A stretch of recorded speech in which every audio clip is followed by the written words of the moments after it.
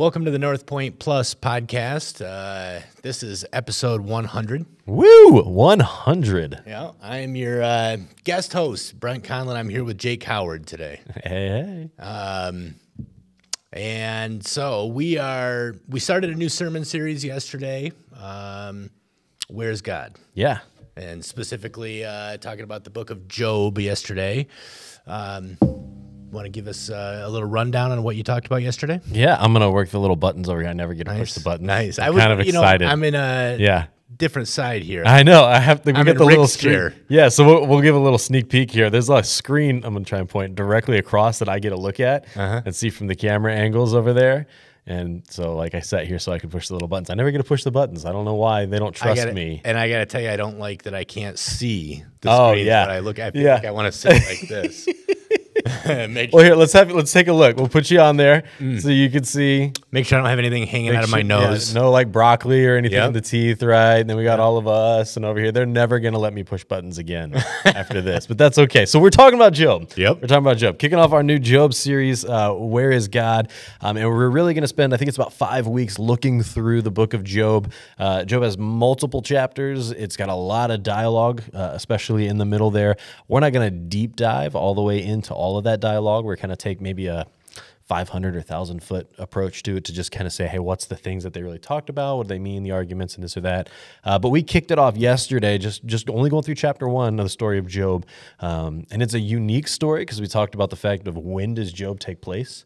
And I think that's really important because the book of Job in the Bible is in this what's called the wisdom literature piece of it, Job, Psalms, Proverbs, like all right in there. And so there are these wisdom sayings and ideas, some philosophy, and Job has a lot of that.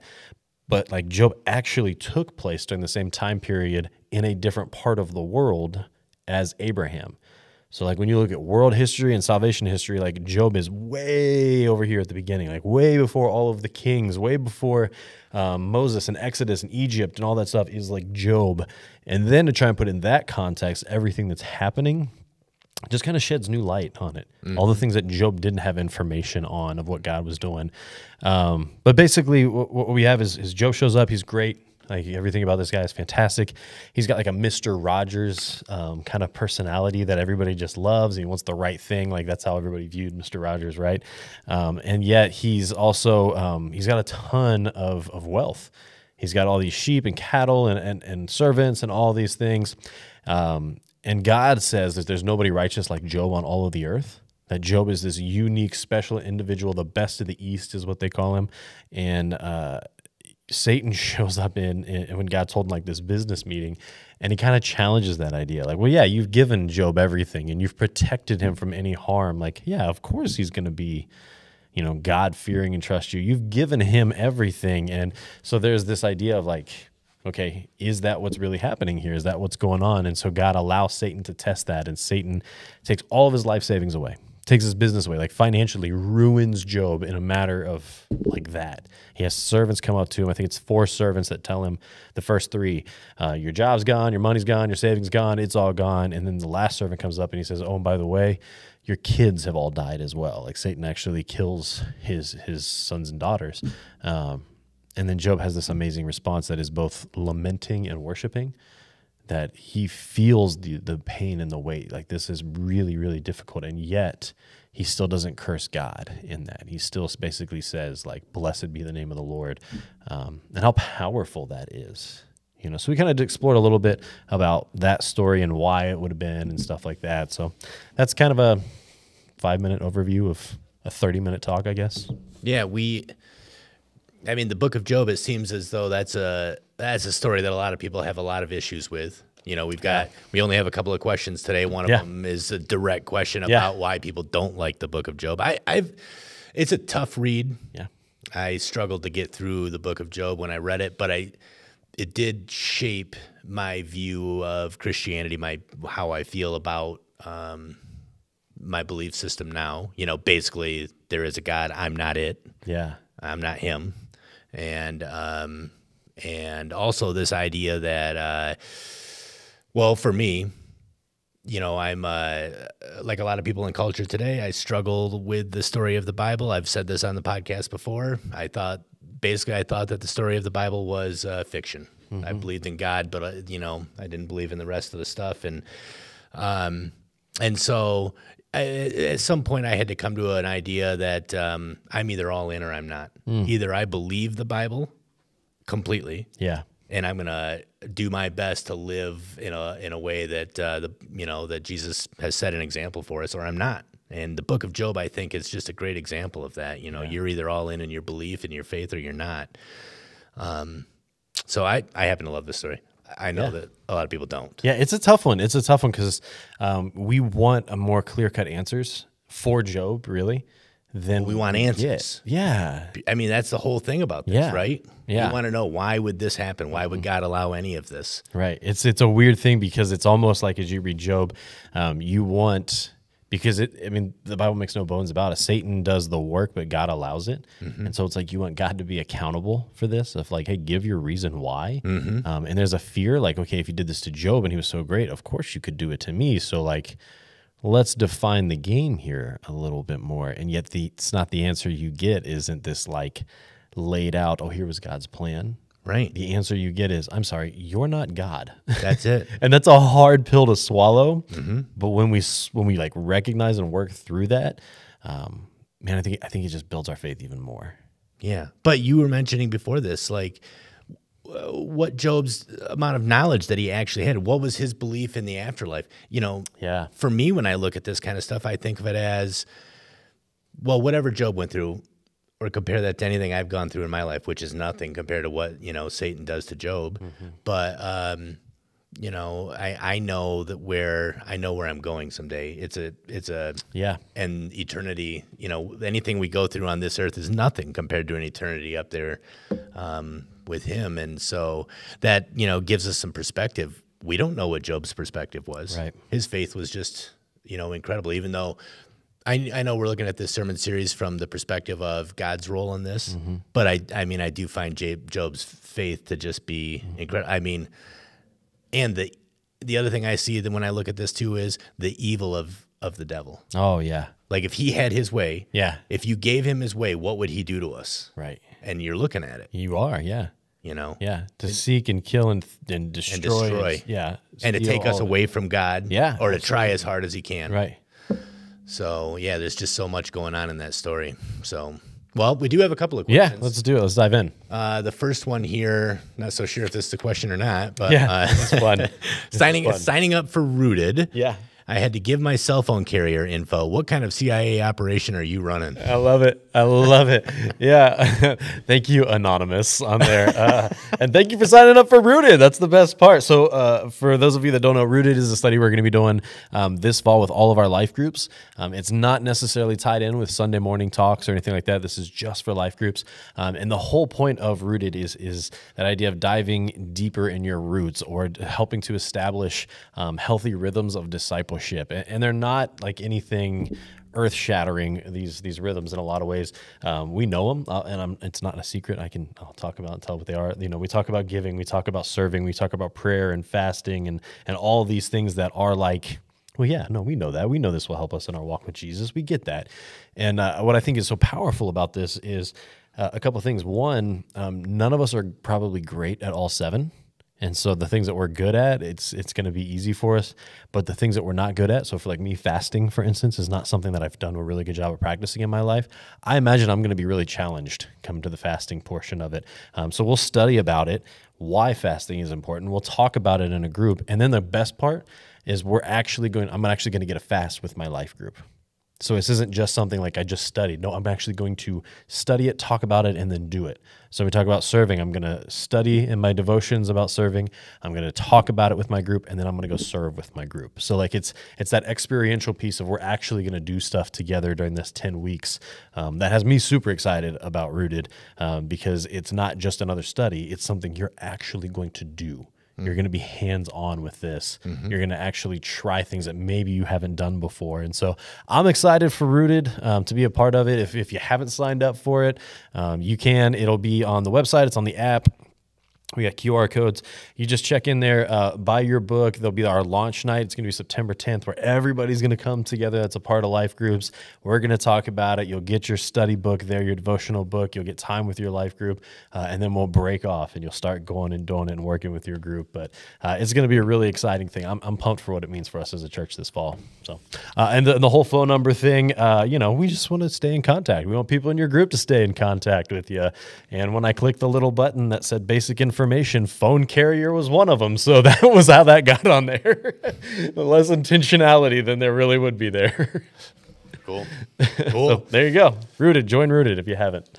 Yeah. When did you say that starts? That will start with Life Group. September 10th will be the kickoff day. Okay. And so you'll see stuff every Sunday about this, whether it's videos with stories, us passing out cards, or whatever it is. Like, we're going to try and really, really push there for everybody to be a part of it. So even if you're in a life group already, every life group is doing this. So we ask everybody to register so that we can make sure we have enough books for everybody.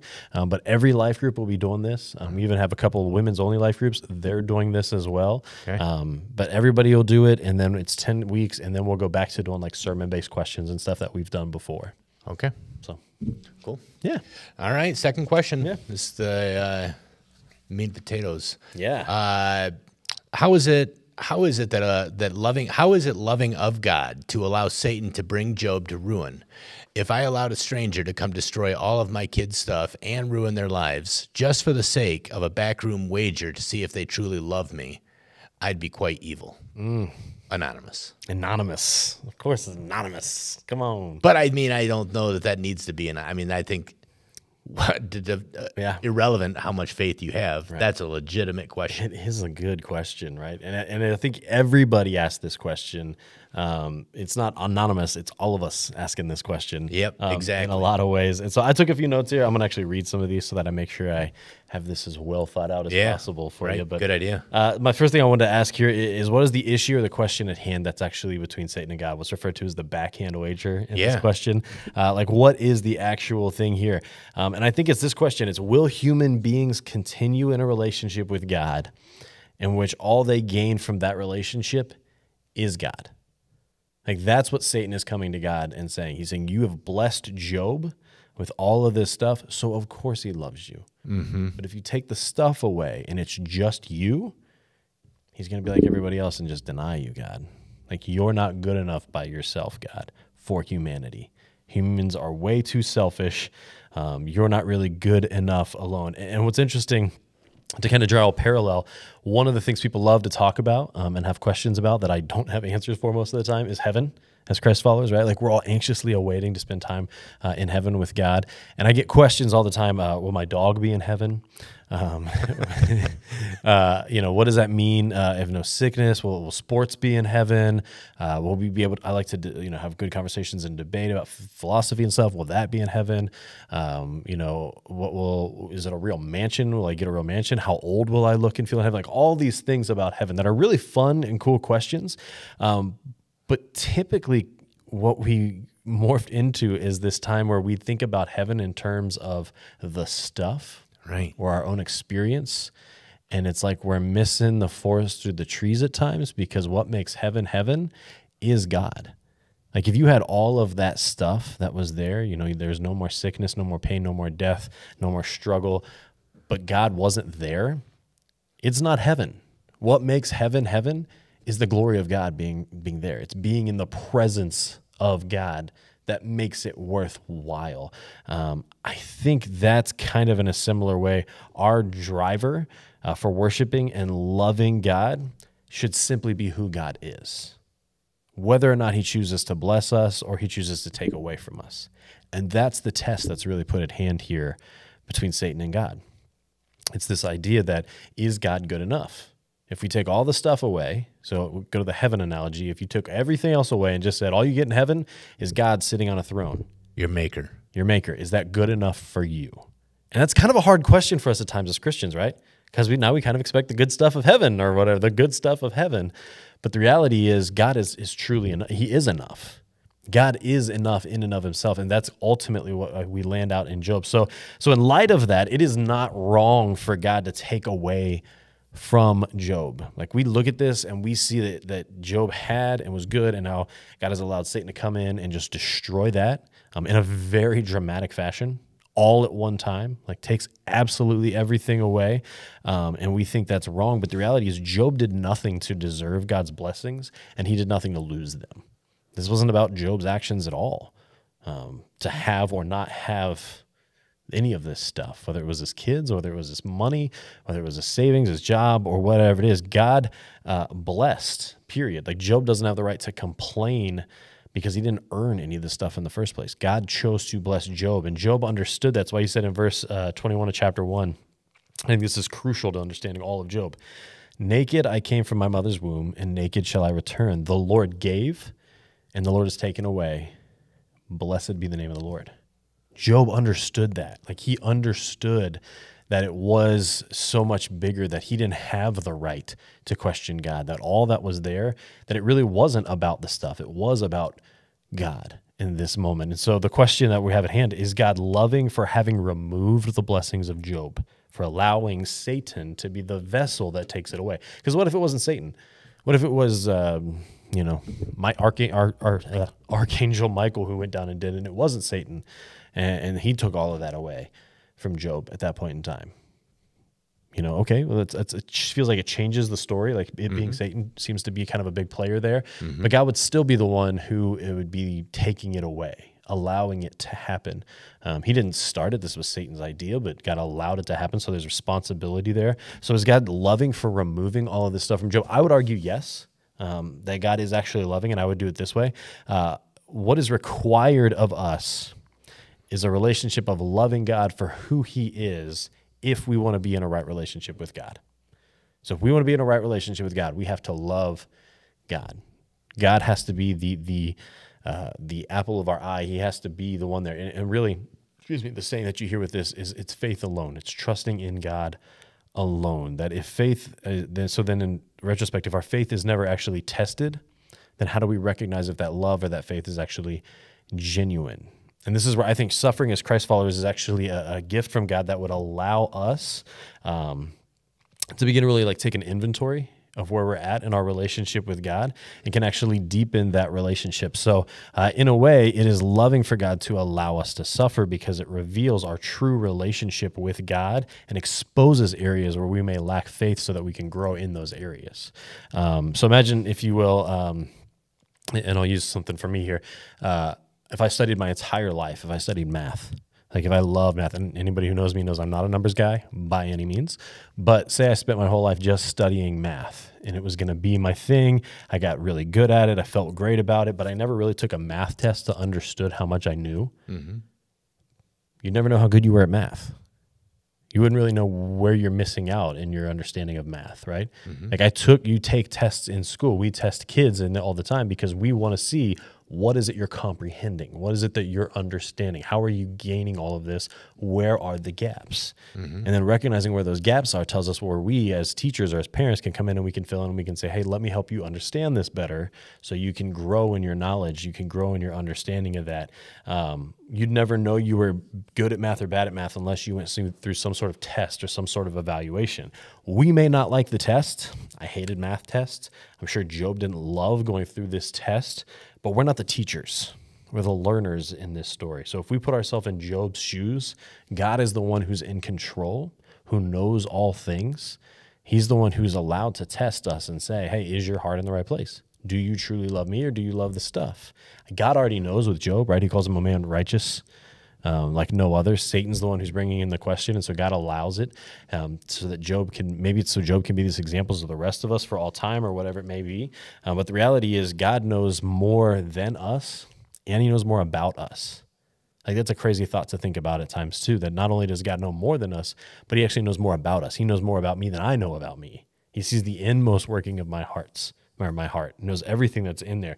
And so the beauty in Job losing everything is that he still chooses to trust God, right? He still proves that Satan is wrong and that God is right, and that he showed his faith was not rooted in the blessings or the stuff, but it was rooted in truly having that genuine love for God. And so by God allowing that to happen, it's not unloving, It's just that idea of it's testing of his faith in some ways, of just saying, nope, let me show you, Job doesn't care about that stuff. He cares about me. So I can take all that stuff away, and you'll see Job still loves me. And that's hard. That test is hard. Tests are difficult. But Job is passing the test by showing, nope, none of this matters. It's getting into heaven, and there'd be no streets of gold, no mansions, no whatever, and just God sitting on a throne, and Job going, that's enough. That's all I need. That's my God. He can give, he can take away. It's not about me. It's about God. So I think the taking of the kids is the hardest part, probably. And I think people struggle with that the most. Yeah. I mean, for people whose belief system goes to how could a loving God, which the idea of how could a loving God, that's a different subject, I think. But the idea of God letting bad things happen to good people. Yep. You know, that's just, I think, something that keeps people away from church. Yeah. I mean, and this story hits right at that. And I think that's, I mean, for a lot of people, I mean, for most people who you have any intellectual discussion with at all that want to poo-poo Christianity, you know, that's one of the first things that they go to is, well, this loving God, how do kids end up with cancer? How do these types of things happen in God's world, which is, I don't know, you tell me what you think. To me, that seems like playing God, this idea that we somehow know better than God, which I think that goes back to the idea of being all in. When you are all in your faith in God, aren't we called to just accept God's will? Right. Not that it's not going to hurt. Right. You know? Yeah. But to know that he has a plan. Yeah. We're not him. Right. And well, Rick says this all the time. It's a broken world. It's not God's plan for kids to end up with cancer. It's not. God doesn't put chemicals in the food. Right. You know, there's so much evil in the world nowadays that has broken everything that that's our free will, I guess. And that's the beauty of the restoration that's to come, that as Christ followers, we look forward to that day when there is no more death, there is no more pain, there is no more tears, that there is no more cancer wing for children, for crying out loud. There is no more starving kids on the side of the road, or neglect or abuse or any of those things. Like, there's something about the innocence of kids, right, that really seems to hit us in a way. And yet I think the reality of Job losing his kids, and they're not, I don't think they're young kids, they're adults. Yeah. This time. Like, that is a thing to keep in mind for what it's worth. But this is really, it's there to show how extreme, like, the demand for trusting in God is. That it's everything. It's the most extreme thing that you can probably take, right? Like, if Job lost all of his money and he lost his house and he lost all that, we'd be like, man, that's tough. That's tough. But when you read that last part that he lost his kids in an instant, like, that does hit different. And I think it's there on purpose and tested on purpose to show the faith of Job, and that Job said, no, there is absolutely nothing in this world I desire more than God. Right? Absolutely nothing more. And that is what God requires. And that's hard. That is a hard pill to swallow at times, right? Because we don't necessarily want to lose our kids. I don't want to lose my kids. I got another one coming on the way. I would be absolutely devastated if something happened to my unborn child and my wife. I couldn't imagine something happening and going home today and then being gone. My world would be rocked. I would be grieving like crazy. And yet, God is still God. Because it's not about my situation. It's not about me. It's about God. It's about who God is that truly matters. And a lot of times we have this error in our wiring that goes all the way back to the garden, where we make more of who we are and less of who God is. Right? That was the first thing, like, Satan said. Did God really say this? That you shouldn't eat the fruit? No. He didn't say that. He said you can't touch it, and so on and so forth. And basically, he was saying, like, hey, no. God really isn't that way. God doesn't want you to have this knowledge or power. Like, Satan is diminishing who God is and inflating who Eve is in that moment, and we've been doing it ever since. We diminish who God is, and we inflate who we are, that we're better than who we are. The Bible says in another place that he's the potter and we're the clay. And I think that's a great analogy. He gets to mold and make as he wants. He's the supreme being of all intelligence and understanding. I'm clay. I'm clay in comparison. You know what I mean? I'm the creation. He's the creator. And when we recognize who we are and in light of God, who God is, it will change things for us. It will change how you view the world. And you will probably, if you've never done it before, maybe that's the first time that you've ever truly worshiped, is that recognition that this is the God of the universe. And he doesn't exist for me. I exist because of him. It's his rules and his way. And when I understand that, it'll change everything for me. And the beautiful piece is on top of that is not only is it his rules and his way, but he chooses to love me anyway. I don't know, like if I had a computer that went haywire on me a little while ago, I threw it away. I didn't like, I'm going to go buy a new computer. I'm not going to spend the time to restore or work on that computer, you know? And yet we go haywire on God all the time as the creator, and he's consistently looking at us and going, all right, we're going to keep on working on this. I'm going to keep on working on this. I'm not done with you yet. I'm not done with you yet. I'm not done with you yet. Eventually the rejection can weigh out, and I can say, no, God, I don't want you. I'm done. And he can say, okay, fine. Then I'm going to let you have what you want because it's not me. So I will give you what you want. Life away from me. A life away from me. And you'll get that, an eternity away from me. And you'll get all that it has in there. And you'll realize what you wanted was wrong all along. Yeah, it's a miserable place. It's a miserable place, yeah. Well, those were our only 2 questions that we had for this week. Yeah, yeah, yeah. We should have recorded the half-hour conversation we had before we started this. Yeah. But that went off on some tangents. So. Yeah. Do you have anything else that you would like to preview next week? Anything else that you'd like to talk about? I guess it keeps getting worse for Job next week. Rick will actually be talking about that this coming Sunday from a physical aspect, but also I got to talk to him today. I'm excited. He's got some cool creative stuff. Yeah. If you haven't, been in a while, even if you're watching online, be here. Because I think experiencing it in person is going to be a lot cooler than being able to watch online. Don't get me wrong. We're happy that people watch online and can be a part of it. Being here is just a different connection and a different feel. So check that out. Be a part of that. And then we've also got lunch on the lawn coming up right afterwards. So another good reason to be here, to get to meet it. Elders are going to be out there cooking up some food and stuff like that. We're going to put their skills to the test. Completely free. If you want to donate to it, great. If not, no worries whatsoever. And then Scoopy Doos will be here. We can buy ice cream from them. They're right here in DeWitt, and they've got great stuff. So, and then giant inflatable slides for kids. We actually rented some big inflatable things so that the kids can waste all of their energy and have great Sunday naps. So you are welcome, parents. We were thinking of you the whole time. Cool. But yeah, so worth it. Be here this Sunday. It's going to be great. All right. Cool. Well, I appreciate it, Jake. And that's all we've got for this week. Signing off.